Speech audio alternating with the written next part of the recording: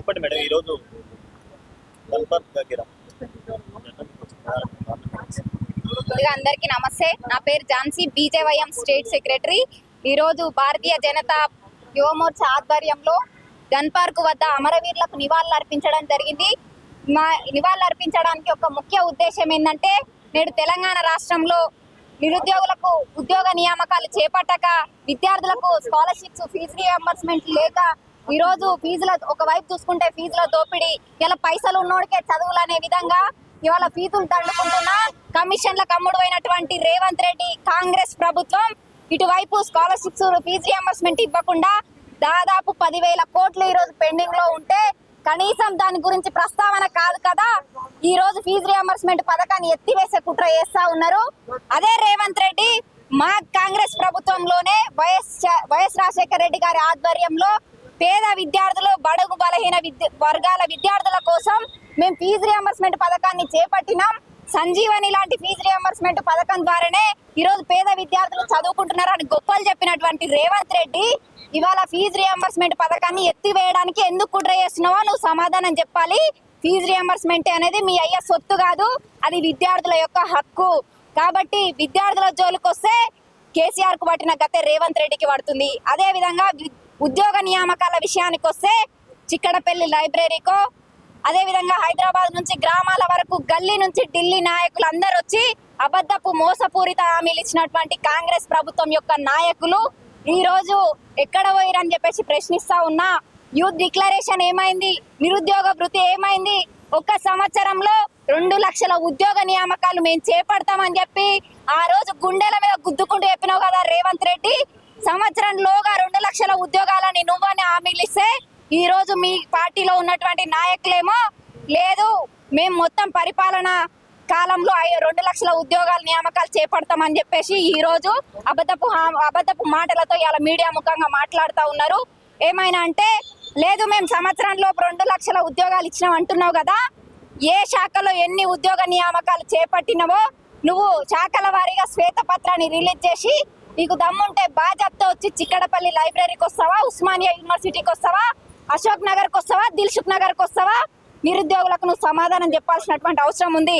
నాడు తెలంగాణ రాష్ట్రంలో ఈ రోజు అమరవీరుల సాక్షిగా ఇలా అమరవీరుల ఆత్మలు ఘోషిస్తా ఉన్నాయి. ఏ ఆంక్షలు ఆశయాలపైనైతే తెలంగాణ రాష్ట్రం ఏర్పడ్డదో ఆ ఆశలు ఆంక్షయాలు నెరవేరక ఈ రోజు అమరవీరుల ప్రాణ త్యాగాల పైన ఏర్పడ్డటువంటి ప్రభుత్వాలపైన గద్దెరెక్కి కూర్చున్నటువంటి రేవంత్ రెడ్డి సర్కార్ ఈ రోజు నిరుద్యోగులు మా ఉద్యోగాలు మాకు ఇవ్వండి అంటే వీళ్ళు ప్రతిపక్ష పార్టీలకు పేడ్ బ్యాచ్ అని చెప్పేసి ఈ రోజు ముద్రలు వేస్తా ఉన్నారు. వాళ్ళపైన అక్రమ కేసులు పెడతా ఉన్నారు. ఖబర్దార్ రేవంత్ రెడ్డి, నిరుద్యోగ విద్యార్థి నేతలకు అందరికీ కూడా న్యాయం జరిగే వరకు బీజేవైఎం అండగా ఉంటుంది. కేసీఆర్ ని ఫామ్ హౌస్ కి దొరినట్టు నిన్ను కూడా కొడంగల్ లేదో ఒక చెట్టు కింద కూర్చోబెడతామని ఈ సందర్భంగా హెచ్చరిస్తున్నాం. ఇప్పుడు కాంగ్రెస్ గవర్నమెంట్ వచ్చి అధికారంలోకి వచ్చి 1 లక్ష ఉద్యోగాలు ఇచ్చినని చెప్పి మాట్లాడుతున్నారు. 1 లక్ష ఉద్యోగాలు ఇచ్చినామని రేవంత్ రెడ్డి విద్యాశాఖ మంత్రి ఆయననే కదా, ముఖ్యమంత్రి అడగట్లేదు, విద్యాశాఖ మంత్రిగానే అడుగుతా ఉన్నా నిరుద్యోగుల తరఫున. ఈరోజు 1 లక్ష ఉద్యోగాలు ఇచ్చినామంటున్నావు కదా, ఆ 1 లక్ష ఉద్యోగాలు ఏ శాఖలో ఎన్ని నియామకాలు చేపట్టిరో మీరు శ్వేతపత్రం విడుదల చేయండి. ఇలా విద్యాశాఖ మంత్రిని కలవడానికి ఎవరికి కూడా ఆయన సమయం ఇవ్వరు. కాబట్టి మీ మంత్రివర్గం వస్తుందా, మీరు వస్తారా, ఎక్కడ శ్వేతపత్రం రిలీజ్ చేస్తారో మీరు చెప్తే నిరుద్యోగులు అందరూ కూడా బాజాబ్తా మీ దగ్గరకు వస్తారు, ప్రశ్నిస్తారు. ఆ రోజు ఏ విధంగా అయితే నిరుద్యోగ విద్యార్థులకి బీఆర్ఎస్ ప్రభుత్వంలో అన్యాయం జరిగింది, మీరందరూ నాయకత్వం వహించి మీ కుటుంబ సభ్యులు అందరూ ఓట్లు మాకు వేయించి మమ్మల్ని గద్దెనెక్కియండి, మీ ప్రాబ్లమ్స్ అన్ని మేము తీరుస్తామని చెప్పినావు కదా. ఇవాళ ఎక్కడ పోయినాయి? ఈ రోజు అధికారం మదమెక్కి మాట్లాడుతూ ఉన్నారా? ఆ రోజు మీకోసం పనిచేస్తేనేమో నిరుద్యోగులు ఆ రోజేమో నిరుద్యోగులు ఈ రోజు వాళ్ళ ఉద్యోగాల కోసం ప్రశ్నిస్తే ప్రతిపక్ష పార్టీలకు పేడ్ బ్యాచ్ లాగా కనిపిస్తున్నారా? ఖబర్దార్ రేవంత్ రెడ్డి, విద్యార్థి నిరుద్యోగులతో పెట్టుకున్న ఏ నాయకుడు కానీ ఏ ప్రభుత్వం కానీ చరిత్రలో బాగుపడ్డట్టు చరిత్రలో లేదు. ఖచ్చితంగా ఈ యొక్క రాజకీయ పార్టీలను మీ అధికారాన్ని పొందబెట్టడానికి సిద్ధమవుతాం. తెలంగాణలో బీజేపీ వచ్చే అవకాశం ఉందా? ఖచ్చితంగా రానున్న రోజుల్లో వచ్చేది బీజేపీ ప్రభుత్వమే. గత తెలంగాణ రాష్ట్రం ఏర్పడ్డప్పటి నుంచి చూసుకుంటే బీఆర్ఎస్ ప్రభుత్వం 2 విడతల్లో కూడా ఎక్కడ కూడా పేదలకు కానీ విద్యార్థి నిరుద్యోగులకు కానీ చేసింది ఏం లేదు. కాబట్టి తెలంగాణ ప్రభుత్వాన్ని నమ్మి మోసపోయి ఈ రోజు అధికారంలోకి తీసుకొస్తే వాళ్ళు చేసింది కూడా ఏం లేదు. ఖచ్చితంగా విద్యార్థి నిరుద్యోగులు అందరూ కూడా బీజేపీ పార్టీకి అనుకూలంగా ఉన్నారు. రాబోయే రోజుల్లో ఖచ్చితంగా అధికారాన్ని అప్పజెప్తారు. వాళ్ళ తెలంగాణ సాధించుకున్న ఆశలు ఆశయాలు నెరవేర్చే దిశగా నడిపిస్తారని సందర్భంగా ఇదే బీజేపీ ప్రభుత్వం డీలిమిటేషన్ పేరుతోని మహిళా బిల్లుకు లింక్ పెట్టి మహిళలను మోసం చేసిండ్రు అనేటువంటిది ప్రధాన విమర్శ. ఏం చెప్తారు? ఈ రోజు వీళ్ళ కాంగ్రెస్ పార్టీలకు ఉన్న పని ఏంటంటే విమర్శించడమే పనిగా పెట్టుకున్నారు.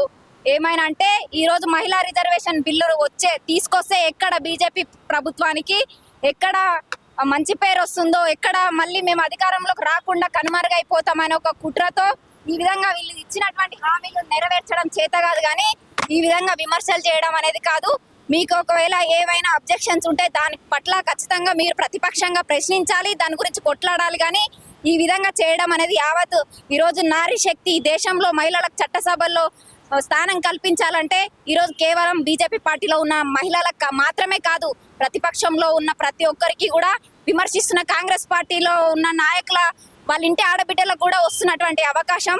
దీన్ని ఈ విధంగా విమర్శిస్తే అది వాళ్ళ అభ్యంతరానికే వదిలేస్తున్నారు. తెలంగాణ ప్రభుత్వంలో మహిళలందరినీ కోటీశ్వర్లను చేస్తామని ముఖ్యమంత్రి చెప్తున్నాడు.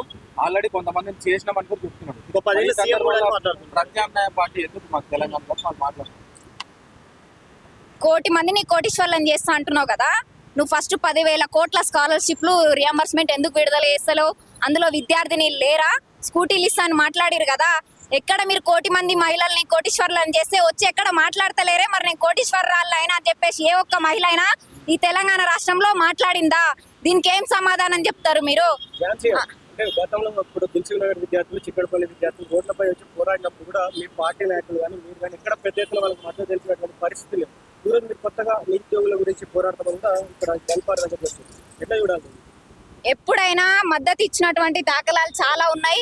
ఖచ్చితంగా ఎప్పటికైనా నిరుద్యోగుల పక్షాన మేము మద్దతు తెలుపుతాం. వాళ్ళు వస్తే వాళ్ళతో కలిసి పోరాడతాం, రాకపోయినా కూడా వాళ్ళ పక్షాన మేము ఉండి కొట్లాడతాం. ఇందాక మీరు కన్పార్ దగ్గర నినాదాలు తెలుపుతూ జై శ్రీరామ్ అనే నినాదం కూడా వాడి, జై శ్రీరామ్ అనే నినాదం వాడితే పైసలు వస్తాయా? పైసలు వస్తాయా అంటే ఇప్పుడు జై శ్రీరామ్ అంటే పైసలు వస్తాయా అనే మాట అడగడమే తప్పన్నది. ఎవరి మనోభావాలు వాళ్ళకు ఉంటాయి.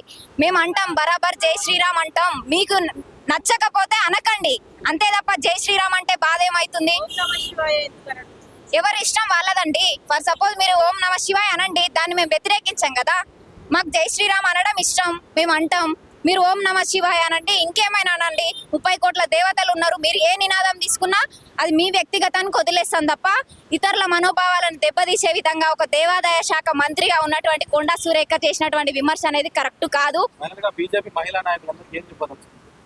బీజేపీ మహిళా నాయకులందరికీ కూడా మహిళలు పురుషులు అనే తేడా ఏం లేదు. రాజకీయ రణరంగంలో అందరూ సమానమే. అందరం కూడా ఏ సమస్య ఉన్నా కలిసికట్టుగా ముందుండి కొట్లాడాలనేదే నా ఉద్దేశం. Okay, thank you.